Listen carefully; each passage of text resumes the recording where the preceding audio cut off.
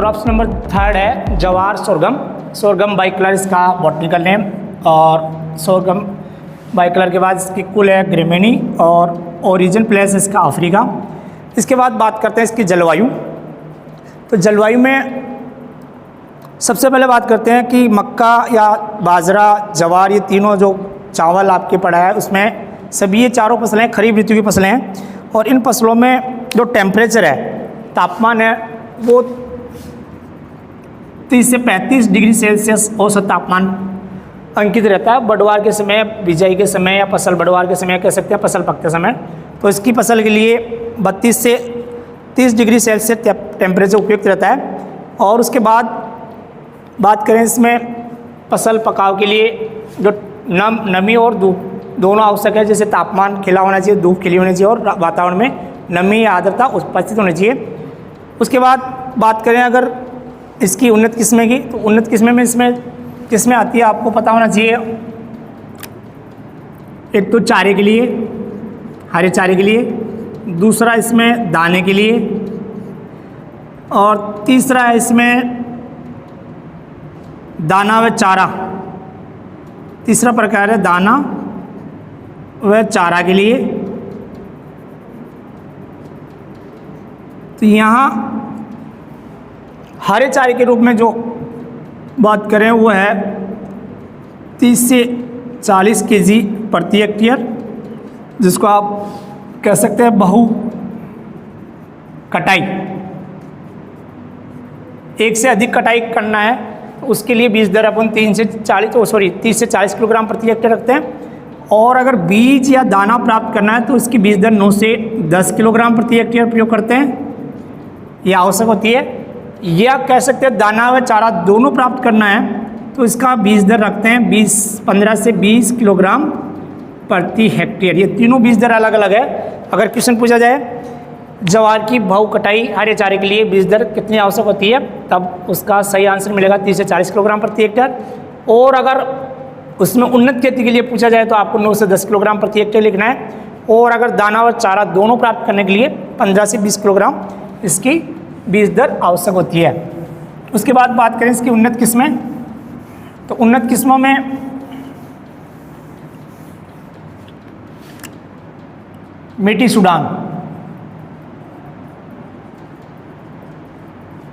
दूसरा है आपके CSV15 और 20, राजस्थान चरी 1 और राजस्थान चरी 2।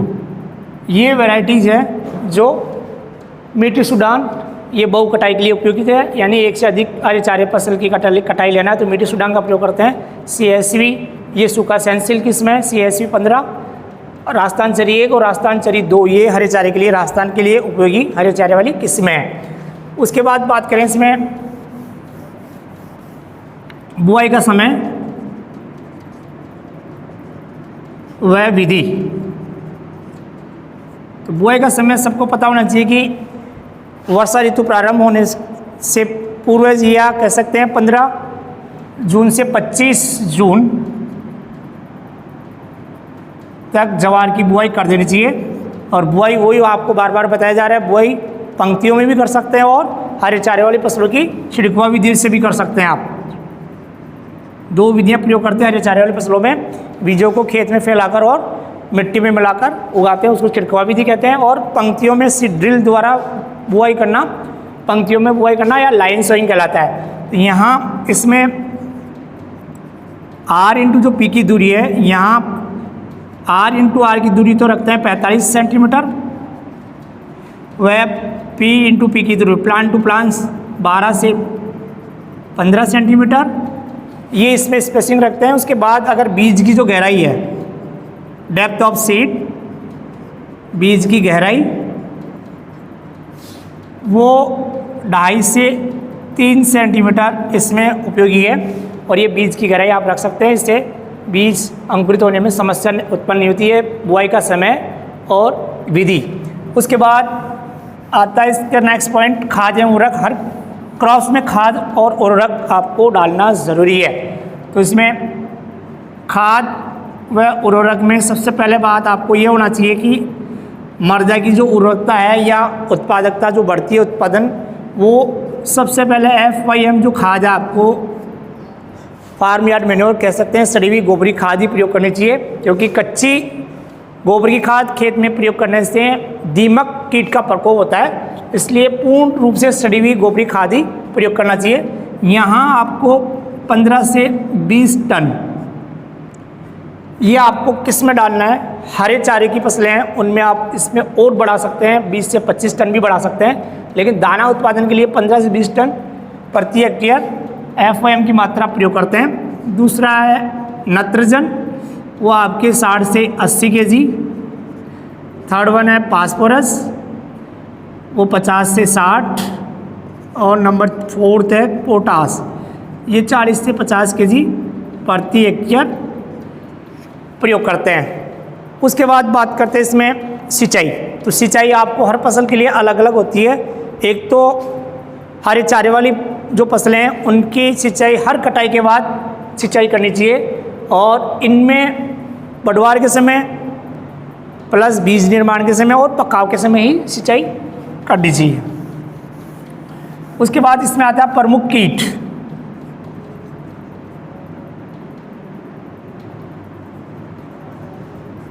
वह रोग, तो देखिए जो मक्का में जो कीट था तना छेदक, वही इसका भी प्रमुख कीट होता है। तना छेदक कह दो, तना भेदक कह दो, एक ही है, जिसको आप स्टेम बोरर भी कह सकते हैं इंग्लिश में, स्टेम बोरर। दूसरा इसका सफ़ेद मक्खी।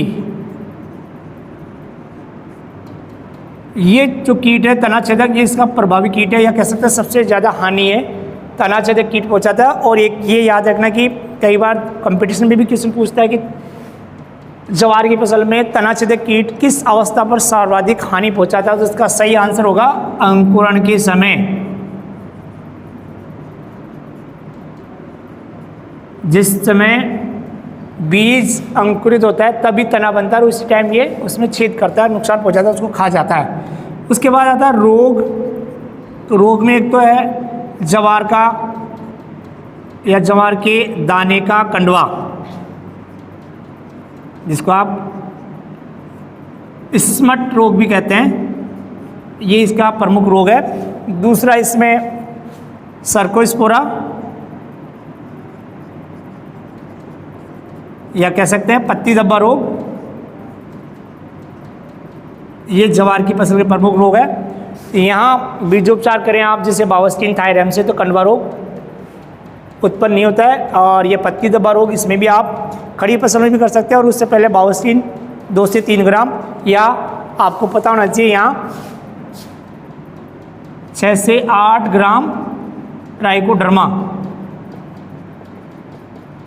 मित्र फफूंद है, ये भी आप इसका भी बीजोपचार कर सकते हैं, और जिससे ये कंडवा रोग, दाने का कंडवा रोग नहीं फैलता है। और उसके बाद बात करते हैं इसकी उपज। तो उपज में आपको सबको पता होना चाहिए कि दाने की उपज या पैदावार और कटाई, ये 2 महत्वपूर्ण बिंदु हैं इसमें, पैदावार व कटाई। तो कटाई से संबंधित है, सबसे पहले बात करें ज्वार की जो कटाई है, वो बालियों में दाना पककर पीला पड़ने या सख्त या कठोर होने लगे तब बालियों की कटाई कर लेनी चाहिए। उसके बाद उन बालियों को 5 से 7 दिन तक सुखाकर मंडाई या थ्रेसिंग करके बीज को अलग कर लेते हैं। तो इसकी जो पैदावार है वो है 15 से 18 क्विंटल प्रति हेक्टेयर ज्वार की उपज होती है। और हरे चारे की बात करें तो यहाँ 60 से 80 क्विंटल प्रति हेक्टेयर इसका हरा चारा, या कह सकते हैं इसमें 6 से 8 टन हरा चारा प्रति हेक्टेयर प्राप्त किया जा सकता है। तो ये थी आपके सोरगम। अब एक सोरगम में एक जनरल क्वेश्चन पूछा जाता है, एक छोटा क्वेश्चन होता है जो आपको पता होना चाहिए। एक तो इसकी जो हरी अवस्था होती है पौधे की, हरी अवस्था में उन पत्तियों पर धुरीन नामक एल्कलॉइड्स पाया जाता है। धुरीन, इस अवस्था में होता क्या है, पत्तियों पे सफ़ेद सफ़ेद पाउडर रूप में चूर्ण उत्पन्न होता है। उस अवस्था में अगर पशु या पशुओं को ये हरे चारे के रूप में खिलाया जाता है या खिला देते हैं, खा लेता है पशु, तो उस पशु की मृत्यु हो जाती है, क्योंकि धुरीन से एक एंजाइम संश्लेषित होता है HCN, hydrocyanic acid. Hydrocyanic acid, इस अम्ल की विषाक्तता से हाइड्रोसाइनिक विषाक्तता कहलाती है, जिससे पशुओं की मृत्यु हो जाती है। इसलिए अगर क्वेश्चन पूछा जाए जवार की पौधों में हरी अवस्था में कौन सा रसायन पाया जाता है या तत्व पाया जाता है, धुरीन।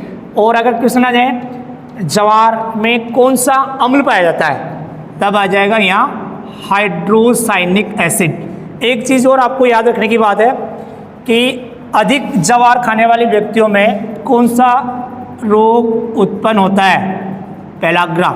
पेलाग्रा का जो शाब्दिक अर्थ है हिंदी में वो है गंजापन। सिर के बाल झड़ना, उठ जाना गंजापन कहलाता है, यानी बालों का नहीं होना गंजापन, पेलाग्रा रोग। और ये इसमें एमिनो एसिड 2.5 मिलीग्राम, ये इसकी मात्रा पाई जाती है जवार के दानों में।